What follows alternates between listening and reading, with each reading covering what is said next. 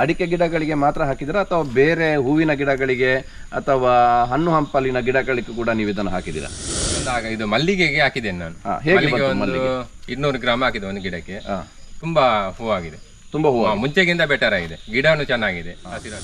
ಒಂದು ಸ್ವಲ್ಪಕ್ಕೆ ಹಾಕಿ ನೋಡಿ, ಆಮೇಲೆ ಕಣ್ಣಾರೆ ಕಂಡು ಕಿವಿಯಾರೆ ಕೇಳಿ ಪರಂಪರಿಸಿ ನೋಡಿ ಆದ್ಮೇಲೆ ನಾವು ವಿಮರ್ಶೆ ಮಾಡಿದ ಮೇಲೆ ನೀವು ಫುಲ್ ಪ್ಲೆಜ್ ಅಲ್ಲಿ ಹಾಕಿ ಅಂತ ಹೇಳುವ.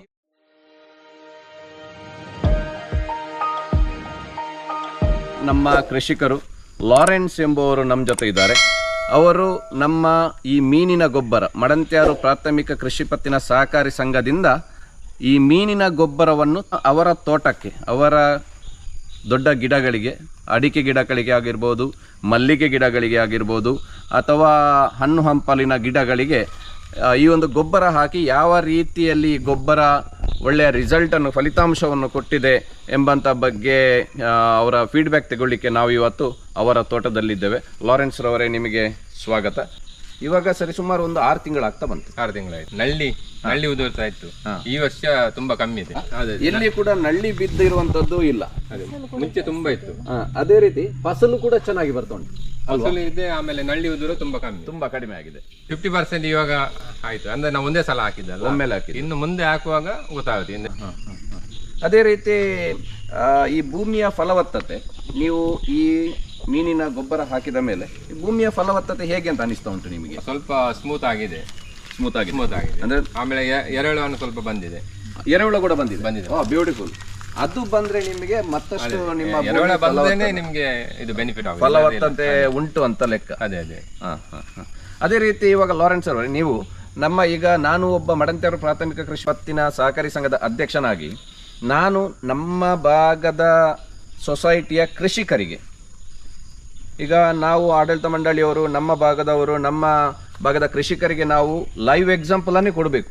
ಅಂದ್ರೆ ನೀವು ಯಾವ ಕೃಷಿಕರು ಯೂಸ್ ಮಾಡಿದ್ದಾರೆ ಅದನ್ನು ನಾವು ಇನ್ನೊಬ್ಬ ಕೃಷಿಕರಿಗೆ ತೋರಿಸಿದ್ರೆ ಅವರಿಗೆ ನಂಬಿಕೆ ಬರ್ತದೆ. ಇಲ್ಲಾಂದ್ರೆ ಯಾರು ಕೂಡ ನಂಬುದಿಲ್ಲ ಇವತ್ತಿನ ಕಾಲದಲ್ಲಿ. ಯಾಕೆ ಇಂಥದ್ದು ತುಂಬಾ ಬರ್ತದೆ ಹೋಗ್ತದೆ. ಹಾಕುವಾಗ ಅವರು ಒಂದು 500 ಗಿಡ ಇದ್ದು 100 ಗಿಡಕ್ಕೆ ಹಾಕಿ ನೋಡಿದ್ದು ಬೆಟರ್. ಕರೆಕ್ಟ್.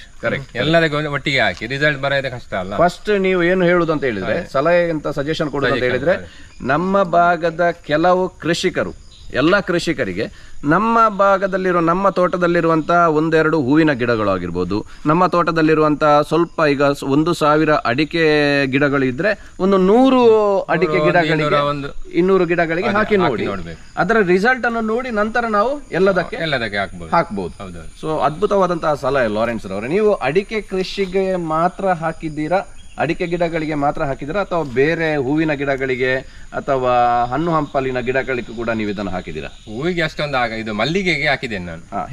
ಒಂದು 200 ಗ್ರಾಮ್ ಹಾಕಿದೆ ಒಂದು ಗಿಡಕ್ಕೆ. ತುಂಬಾ ಹೂವಾಗಿದೆ, ತುಂಬಾ ಹೂವು, ಮುಂಚೆಗಿಂತ ಬೆಟರ್ ಆಗಿದೆ, ಗಿಡನು ಚೆನ್ನಾಗಿದೆ, ಹಸಿರಾಗಿತ್ತು. ಇವಾಗ ಮಳೆಯಿಂದ ಸ್ವಲ್ಪ ಗಿಡ ಹಾಳಾಗಿದೆ. ಇವಾಗ ಆಫ್ಕೋರ್ಸ್ ಇವಾಗ ಮಳೆ ಬಂದ್ರೆ ಯಾವ ಗಿಡಗಳು, ಹೂವಿನ ಗಿಡಗಳು ಕೂಡ ಬದುಕುವಂತ ಪರಿಸ್ಥಿತಿಯಲ್ಲಿ ಇಲ್ಲ. ಆದ್ರೆ ಫಲವತ್ತತೆಯಲ್ಲಿ ಮತ್ತು ಹೂ ಬರುವುದರಲ್ಲಿ, ಹೂ ಅಂದ್ರೆ ಹೂ ಮುಂಚೆ ಎಲ್ಲ ಮುರುಂಟಿ, ಇದು ಮಲ್ಲಿಗೆ ಸರಿಯಾಗಿದೆ. ಇವಾಗ ಒಳ್ಳೆ ಮೊಗ್ಗೆ ಒಳ್ಳೇದಿದೆ. ಒಂದು ಫೀಡ್ಬ್ಯಾಕ್ ನಮ್ಗೆ ನೀವು ಕೊಟ್ಟಿದ್ದೀರಿ. ಮಡಂತ್ಯಾರು ಸೊಸೈಟಿನ ಅಧ್ಯಕ್ಷನಾಗಿ ನನಗೊಂದು ಬಾರಿ ಹೆಮ್ಮೆ ಅನಿಸ್ತಾ ಉಂಟು. ಯಾಕಂತ ಹೇಳಿದ್ರೆ ನಮ್ಮ ಕವಿತರವರು ನಮ್ಮ ಸೊಸೈಟಿಗೆ ಬಂದು ಮಾರ್ಕೆಟಿಂಗ್ ಮಾಡುವಂತದ್ದು ಮಾತ್ರ ಅಲ್ಲ, ಒಬ್ಬ ಜವಾಬ್ದಾರಿ ಸ್ಥಾನದಲ್ಲಿರುವಂತ ನಾನು ನಮ್ಮ ಕೃಷಿಕರಿಗೆ ಈ ಭಾಗದ, ನಮ್ಮ ಭಾಗದಲ್ಲಿ ಕೃಷಿಕರಿಗೆ ನೈಜವಾಗಿರುವಂತ ರಿಸಲ್ಟ್ ಕೂಡ ಸಿಗ್ತದೆ ಎಂಬಂತ ದೃಷ್ಟಿಯಲ್ಲಿ ನಾನು ನಿಮ್ಮ ಹತ್ರ ಬರುವಾಗ ಒಂದು ಪ್ರಾಮಾಣಿಕವಾಗಿರುವಂಥ ಉತ್ತರವನ್ನು ನೀವು ಕೊಟ್ಟಿದ್ದೀರಿ. ಅದಲ್ಲದೆ ಒಳ್ಳೆ ರೀತಿಯಲ್ಲಿ ಫೀಡ್ಬ್ಯಾಕ್ ಅನ್ನು ಕೂಡ ನೀವು ನಮಗೆ ಕೊಟ್ಟಿದ್ದೀರಿ. ಅದಕ್ಕೋಸ್ಕರ ನಿಮಗೆ ಒಂದು ಅಭಿನಂದನೆಯನ್ನು ಕೂಡ ಸಲ್ಲಿಸ್ತಾ ಇದ್ದೇನೆ, ಧನ್ಯವಾದವನ್ನು ಕೂಡ ಸಲ್ಲಿಸ್ತೇನೆ. ಅದೇ ರೀತಿ ನಮ್ಮ ಕೃಷಿಕರಿಗೆ, ನಮ್ಮ ಭಾಗದ, ಇವಾಗ ನೀವು ಪಾಂಡವರಕಲ್ಲ, ಅಂದ್ರೆ ನಿಮ್ಗೆ ಹತ್ತಿರವಾಗಿರುವಂತಹ ಸೊಸೈಟಿ ಕಜೆಕಾರ್.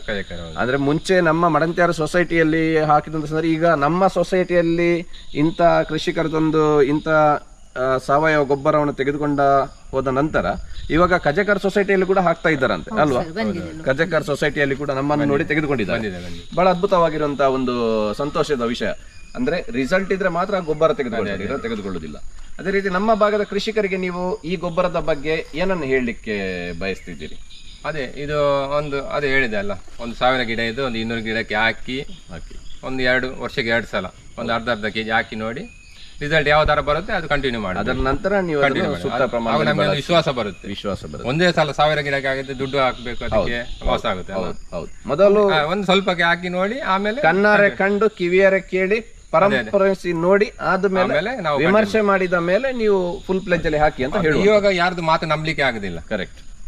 ತುಂಬಾ ಜನ ಬರ್ತಾ ಇದ್ದಾರೆ, ಇದು ಒಳ್ಳೇದು ಇದು ಒಳ್ಳೇದು, ತುಂಬಾ ಎಕ್ಸಿಕ್ಯೂಟಿವ್ಸ್ ಬರ್ತಾರೆ. ಅದಕ್ಕೆ ನಾವು ಸ್ವಲ್ಪಕ್ಕೆ ಹಾಕಿ ನೋಡೋದು ಬೆಟರ್. ಕರೆಕ್ಟ್. ಇಂತಹ ಸಾವಯವ ಗೊಬ್ಬರವನ್ನು ಸೇರಿಸಿ ಉತ್ತಮವಾದಂತಹ ಒಂದು ಪ್ರಕೃತಿಯ ಜೊತೆ ಒಳ್ಳೆ ರೀತಿಯಲ್ಲಿ ಆರೋಗ್ಯಭರಿತವಾದಂತಹ ಜೀವನವನ್ನು ನಾವೆಲ್ಲರೂ ಸಾಗಿಸೋಣ ಅಂತ ಹೇಳುತ್ತಾ ನಿಮಗೆಲ್ಲರಿಗೂ ಮತ್ತೊಮ್ಮೆ ವಂದಿಸುತ್ತಾ ಜೈ ಸಹಕಾರಿ.